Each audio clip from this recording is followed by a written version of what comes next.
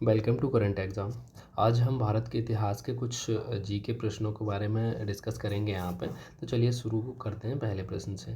सिंधु घाटी सभ्यता की खोज किस वर्ष हुई थी? पहला ऑप्शन है 1921, दूसरा 1922, तीसरा ऑप्शन है 1923, चौथा ऑप्शन है 1924। इसका जो सही उत्तर है ऑप्शन का 1921 में सिंधु घाटी सभ्यता की खोज 1921 में दयाराम साहनी द्वारा हड़प्पा के उत्खनन के दौरान की गई थी। ठीक है। इसका एक्स्ट्रा फैक्ट है इसमें कि खुदाई में गेहूं और जौ के दाने भी मिले थे। सेकंड, इसमें सिंधु निवासी कृषि कर्मी थे और खेती करते थे। ठीक है। और तीसरा है गेहूं का मुख्य उनका आहार था। गेहूं का जो उपयोग के लिए मुख्य आहार गेहूं बना लिया था उस टाइम तक। ठीक है। चौथा पॉइंट में है लोथल और कालीबंगा जैसे स्थलों पर अनाज संग्रहण के गृहस्थ भी मिले हैं। जैसे अभी अनाज भंडारण करते तो ऐसे ही उस जमाने की जो खुदाई हुई है तो वहाँ मिले हैं कि कालीबंगा और लोथल में, कि जहाँ अनाज संग्रहण करते थे, जो जैसे कि बारिश के लिए और भी आगे के लिए जैसे फसल हुई उस टाइम के बाद रखने के लिए, तो वो संग्रहण के मान लीजिए गोडाउन टाइप मिले हैं। गोडाउन नहीं मिले, नीचे जो भी मतलब मिट्टी पत्थर के बने हैं वो मिले हैं। पांचवें पॉइंट में मक्का और धान उस समय भारत में नहीं पाए जाते थे। उस टाइम पे मक्का और धान यहाँ पैदा नहीं होते थे। ठीक है।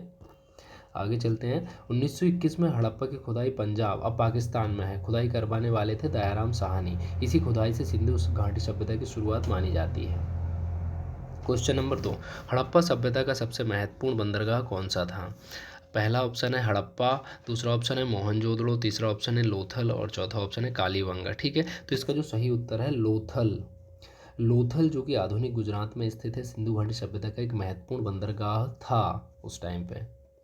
एक्स्ट्रा फैक्ट में यह है कि लोथल गुजरात में स्थित है। यहाँ डाकयार्ड बंदरगाह मिला था। समुद्री व्यापार के प्रमाण भी यहीं से मिले हैं। सबसे पहले यहाँ से समुद्र से दूसरे देशों से व्यापार किया जाता उस टाइम भी। ठीक है।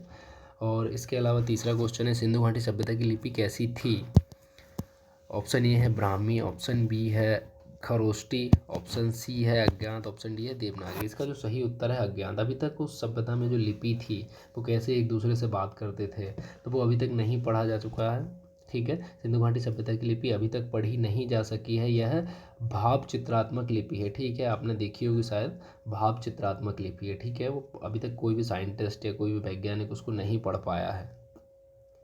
मोहनजोदड़ो सिंध प्रांत अब पाकिस्तान में स्थित है। सीधी भाषा में इसका अर्थ है मृतकों का टीला। सीधी भाषा मतलब इसको बोला जाए तो मरे हुए व्यक्तियों का एक टीला। यहाँ से नालियों की योजना और स्नानागार प्रसिद्ध है। यहाँ पे जो नालियाँ बनी है बहुत ही सिस्टमेटिक है। स्नानागार और यहाँ की जो रहने की उनकी व्यवस्थाएँ थी वो बहुत ही ज़्यादा सिस्टमेटिक मिली है। तो ये समझ सकते हैं कि आज से पहले के जो लोग थे वो कितने उन्नत सभ्यता में जीते थे और कितने अच्छे से उनमें कितना ज्ञान होगा कि उन्होंने ये सब चीज़ें बिल्कुल सिस्टमेटिक बनाई।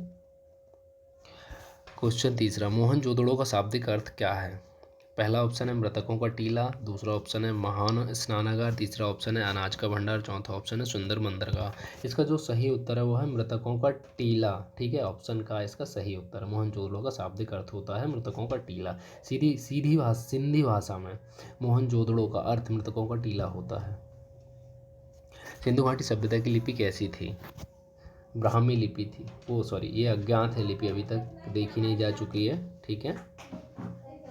सिंधु लिपि सिंधी लिपि अब तक पढ़ी नहीं जा चुकी है। ठीक है। यह चित्रित पिक्टोग्राफिक मानी जाती है। कोई द्विभाषिक अभिलेख नहीं मिला है जिससे इसकी व्याख्या हो सके।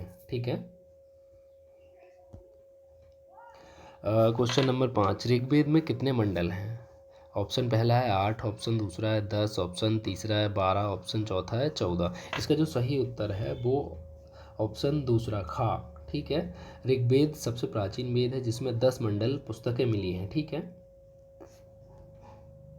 इसके अलावा ऋग्वेद में जो वेद है वो सबसे पुराना है। ठीक है। इसमें 10 मंडल 10 चैप्टर होते हैं। इसमें देवताओं की स्तुति जैसे इंद्र, अग्नि, वरुण, ये सबों की स्तुति की गई है। क्वेश्चन नंबर 6, गायत्री मंत्र किस वेद में उल्लेखित है? पहला ऑप्शन है ऋग्वेद, दूसरा ऑप्शन है सामवेद, तीसरा ऑप्शन है यजुर्वेद और चौथा ऑप्शन है अथर्ववेद। इसका जो सही उत्तर है ऑप्शन का ऋग्वेद में। गायत्री मंत्र ऋग्वेद के तीसरे मंडल में उल्लेखित है। यह सूर्य देवता को समर्पित एक मंत्र है। 7वां क्वेश्चन, सत्यमेव जयते किस उपनिषद से लिया गया है? ऑप्शन ए है Mundaka Upanishad, option B Kathopanishad, option C Ishopanishad, option D गृहस्थ बृहदारण्यक उपनिषद। इसका जो सही उत्तर है ऑप्शन का मुंडक उपनिषद। सत्यमेव जयते का अर्थ होता है सत्य की ही विजय होती है। भारत का राष्ट्रीय आदर्श वाक्य है जो मुंडक उपनिषद से लिया गया है। ठीक है। क्वेश्चन नंबर 8, जैन धर्म के प्रथम तीर्थकर कौन से थे? पहला ऑप्शन है पार्श्वनाथ, दूसरा ऑप्शन है महावीर स्वामी, तीसरा ऑप्शन है ऋषभनाथ, चौथा ऑप्शन है अजीतनाथ। इसका जो सही उत्तर है ऑप्शन तीसरा गा ऋषभनाथ। ऋषभनाथ जैन धर्म के पहले तीर्थकर माने जाते हैं। ठीक है। क्वेश्चन नंबर 9, बौद्ध धर्म के संस्थापक कौन थे? पहला ऑप्शन है धर वर्धमान महावीर, दूसरा ऑप्शन है गौतम बुद्ध, तीसरा ऑप्शन है पार्श्वनाथ, चौथा ऑप्शन है ऋषभनाथ। इसका जो सही उत्तर है खा गौतम बुद्ध। गौतम बुद्ध सिद्धार्थ गौतम बौद्ध धर्म के संस्थापक माने जाते हैं। क्वेश्चन नंबर 10, बुद्ध ने अपना पहला उपदेश कहाँ पे दिया था? पहला ऑप्शन है बोध गया, दूसरा ऑप्शन है सारनाथ, तीसरा ऑप्शन है कुशीनगर, चौथा ऑप्शन है लुम्बिनी। इसका जो सही उत्तर है ऑप्शन खा दूसरा। ठीक है। सारनाथ में बुद्ध ने अपना सबसे पहला उपदेश सारनाथ में दिया था। प्रवर्तना धर्म चक्र प्रवर्तन के नाम से जाना जाता है। 11वां ऑप्शन है मौर्य साम्राज्य की स्थापना किसने की थी? ऑप्शन पहला है अशोक, ऑप्शन दूसरा है चंद्रगुप्त मौर्य, ऑप्शन तीसरा है बिंदुसार, ऑप्शन चौथा है दशरथ। इसका जो सही उत्तर है चंद्रगुप्त मौर्य। चंद्रगुप्त मौर्य ने चाणक्य की सहायता से मौर्य साम्राज्य की स्थापना की थी। क्वेश्चन नंबर 12, अर्थशास्त्र नामक पुस्तक किसने लिखी है? पहला ऑप्शन है कालिदास, दूसरा ऑप्शन है चाणक्य, तीसरा ऑप्शन है मेगास्थनीज और चौथा ऑप्शन है विशाखदत्त। इसका जो सही उत्तर है ऑप्शन दूसरा खा चाणक्य ने। अर्थशास्त्र मौर्य काल की राजनीति, अर्थशास्त्र और शासन पर आधारित एक महान महत्वपूर्ण पुस्तक है जिसे चाणक्य कौटिल्य ने लिखा है। चाणक्य ही कौटिल्य है, चाणक्य का ही दूसरा नाम कौटिल्य है। ठीक है, अलग अलग नहीं है दोनों। क्वेश्चन नंबर 13, अशोक किस राज्यवंश से संबंधित थे? पहला ऑप्शन है गुप्त वंश, दूसरा ऑप्शन है मौर्य वंश, तीसरा ऑप्शन है कुषाण वंश, चौथा ऑप्शन है शंगु वंश। इसका जो सही उत्तर है ऑप्शन दूसरा मौर्य वंश। स्पष्टीकरण, अशोक मौर्य साम्राज्य के तीसरे और सबसे प्रसिद्ध शासक थे। अशोक का जो शासनकाल था बहुत ही लंबा शासनकाल, लंबा नहीं बहुत ही मतलब भारत के सबसे ज़्यादा राज्यों पर शासन करने वाले जो शासक थे वो अशोक थे, बहुत ही कम समय में। चौथा क्वेश्चन नंबर 14, कलिंग का युद्ध किस वर्ष में हुआ था? पहला ऑप्शन है 261 ईसा पूर्व में, दूसरा ऑप्शन है 322 ईसा पूर्व में, चौथा ऑप्शन है 185 ईसा पूर्व में और चौथा ऑप्शन है 150 ईसा पूर्व में। इसका जो सही उत्तर है 261 ईसा पूर्व में पहला। ठीक है। कलिंग का युद्ध 261 ईसा पूर्व में अशोक और कलिंग राज्य के बीच में लड़ा गया था, जिसके बाद अशोक ने बौद्ध धर्म अपना लिया था। इस युद्ध के बाद अशोक ने अपना जो युद्ध करने की जो नीति थी वो छोड़ दी थी और बौद्ध धर्म को अपना लिया था और उसके बाद फिर बौद्ध धर्म का प्रचार किया। 15वां क्वेश्चन है सांची का स्तूप किसने बनवाया है? पहला ऑप्शन है चंद्रगुप्त मौर्य, दूसरा ऑप्शन है अशोक, तीसरा है कनिष्क और चौथा है समुद्रगुप्त। इसका जो सही उत्तर है ऑप्शन खा अशोक ने सांची का स्तूप बनवाया है। ठीक है। सांची का महान स्तूप जो मध्य प्रदेश में स्थित है मौर्य सम्राट अशोक के द्वारा बनवाया गया था। क्वेश्चन नंबर 16, इंडिका नामक पुस्तक के लेखक कौन थे? ऑप्शन पहला है फहान, दूसरा ऑप्शन है हैंसांग, तीसरा ऑप्शन है मेगास्थनीज, चौथा ऑप्शन है प्लिनी। ठीक है। इसका जो सही उत्तर है ऑप्शन तीसरा गा मेगास्थनीज। मेगास्थनीज जो एक यूनानी राजदूत थे चंद्रगुप्त मौर्य के दरबार में आए थे और उन्होंने इंडिका नामक पुस्तक लिखी थी। क्वेश्चन नंबर 17, गुप्त वंश के संस्थापक कौन थे? पहला ऑप्शन है श्रीगुप्त, दूसरा ऑप्शन है चंद्रगुप्त प्रथम, तीसरा ऑप्शन है समुद्रगुप्त, चौथा ऑप्शन है कुमारगुप्त। इसका जो सही उत्तर है ऑप्शन का श्रीगुप्त। श्रीगुप्त को गुप्त वंश का संस्थापक माना जाता है। क्वेश्चन नंबर 18, भारत का नेपोलियन किसे कहा जाता है? पहला ऑप्शन है चंद्रगुप्त मौर्य, दूसरा ऑप्शन है अशोक, तीसरा ऑप्शन है समुद्रगुप्त, चौथा ऑप्शन है चंद्रगुप्त द्वितीय। इसका जो सही उत्तर है ऑप्शन तीसरा गा समुद्रगुप्त। तो समुद्रगुप्त को उनकी सैन्य विजयों के कारण भारत का नेपोलियन कहा जाता है। क्वेश्चन नंबर 19, शकुंतला नामक नाटक किसने लिखा है? पहला ऑप्शन है कालिदास, दूसरा ऑप्शन है भास, तीसरा ऑप्शन है शूद्रक, चौथा ऑप्शन है अश्वघोष। इसका जो सही उत्तर है कालिदास। कालिदास ने शकुंतला नामक नाटक लिखा है। ठीक है। शकुंतला संस्कृत साहित्य के महान कवि और नाटककार कालिदास द्वारा लिखा गया एक प्रसिद्ध नाटक है।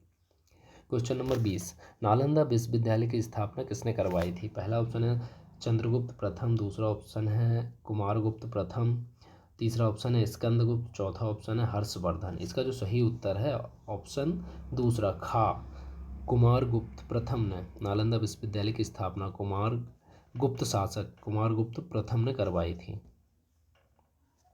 क्वेश्चन नंबर 21, हैनसांग किसके शासनकाल में भारत आया था? पहला ऑप्शन है चंद्रगुप्त मौर्य, दूसरा ऑप्शन है अशोक, तीसरा ऑप्शन है हर्षवर्धन, चौथा ऑप्शन है कनिष्क। इसका जो सही उत्तर है ऑप्शन तीसरा गा, हर्षवर्धन। चीनी बौद्ध भिक्षु हैनसांग 7वीं शताब्दी में हर्षवर्धन के शासनकाल में भारत आया था। क्वेश्चन नंबर 22, पल्लव वंश की राजधानी क्या थी? पहला ऑप्शन है कांचीपुरम, दूसरा ऑप्शन है वातापी, तीसरा ऑप्शन है मदुरई, चौथा ऑप्शन है तंजौर। इसका जो सही उत्तर है कांचीपुरम। ठीक है। क्वेश्चन नंबर 23, चोल साम्राज्य के संस्थापक कौन थे? पहला ऑप्शन है विजयलय, राजेंद्र प्रथम, दूसरा ऑप्शन है, तीसरा ऑप्शन है राजरज प्रथम, चौथा ऑप्शन है आदित्य प्रथम। इसका जो सही उत्तर है विजयालय। विजयालय को चोल साम्राज्य का संस्थापक माना जाता है। क्वेश्चन नंबर 14, खजुराहो के मंदिर किस राजवंश के द्वारा बनवाए गए थे? पहला ऑप्शन है चालुक्य, दूसरा ऑप्शन है चंदेल, तीसरा ऑप्शन है परमार, चौथा ऑप्शन है राष्ट्रकूट। इसका जो सही उत्तर है ऑप्शन दूसरा खा, चंदेल। खजुराहो के प्रसिद्ध मंदिर चंदेल शासकों द्वारा 10वीं शताब्दी और 11वीं शताब्दी में बनवाए गए थे। क्वेश्चन नंबर 25, कोणार्क का सूर्य मंदिर किस राज्य में स्थित है? पहला ऑप्शन है तमिलनाडु, दूसरा ऑप्शन है उड़ीसा, तीसरा ऑप्शन है कर्नाटक, चौथा ऑप्शन है आंध्र प्रदेश। इसका जो सही उत्तर है ऑप्शन नंबर दूसरा खा, उड़ीसा। कोणार्क का सूर्य मंदिर उड़ीसा राज्य में स्थित है और यह अपनी अनूठी वास्तुकला के लिए प्रसिद्ध है। क्वेश्चन नंबर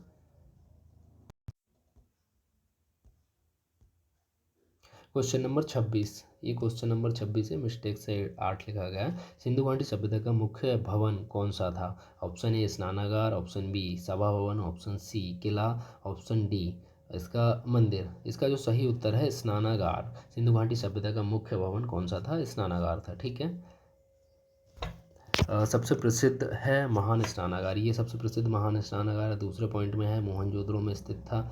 यह ईंटों से बना हुआ जलाशय था। ठीक है। सार्वजनिक उपयोग के लिए इसे बनाया गया था। यह धार्मिक या सामाजिक कार्यों के लिए भी उपयोग किया जाता था।